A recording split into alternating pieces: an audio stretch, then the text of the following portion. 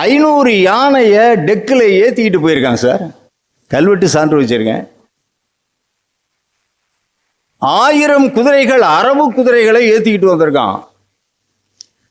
எத்தனை லட்சம் பேருனாக்கா ஹொட்டூர் கல்வெட்டுல 9 லட்சம் பேர் படை வீரர்கள் ராஜேந்திரன் படையில இருந்தாங்களாம்.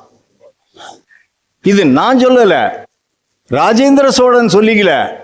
ராஜேந்திர சோழன் யாரை வெற்றி கொண்டானோ அந்த இரிவி பெதங்க சத்யாசிரியன் என்கின்ற ராஷ்டிரகூட்ட அல்லது மேலை சொலுக்கிய அரசனுடைய கல்வெட்டில் குறிச்சிருக்கான். அவன் குறிச்சிருக்கான்.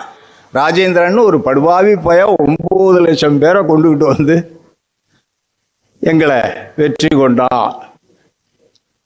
கவுண்டர் ரெக்கார்டு எங்களுது இல்லை, நாம கிளைம் பண்ணல. நம்ம என்ன எக்ஸாஜரேஷன் குறிச்சிருக்கான். கூட்டம் பேர் உட்பட கல்வெட்டுல போட்டுருக்காங்க. இந்த பண்பை நீங்க சிந்திக்கணுமா இல்லையா? அயலகம் அல்லது இந்திய பேரரசினுடைய மறுபக்கங்களில் இருக்கக்கூடிய கல்வெட்டுகள் கடைநிலை ஊழியனுடைய பெயர் கல்வெட்டுகளில் குறிக்கப்பட்டது. ராஜராஜன் குறிச்சிருக்கானா இல்லையா? அவனை பற்றி தவறா சொல்லலாம். அவனை பற்றி நம்ம தவறா பேசுறதுனாக்கா கருத்து உரிமையில நீங்க என்ன வேணா பேசுங்க. தெரிஞ்சுக்கிட்டு பேசு, முழுக்க படிங்க. நான் தாழ்ந்து பணிந்து வேண்டிக்கிறது என்னன்னா, முழுக்க தெரிஞ்சுங்க, உண்மைகளை தெரிஞ்சுங்க, சான்றுகளை பாருங்க. அப்புறம் நீங்க என்ன வேணா தெரியாம அறகுறையா இருந்துகிட்டு உங்கள் புரிதலை அடுத்தவங்க மேல தயவு பண்ணி நீங்க செய்யணும்.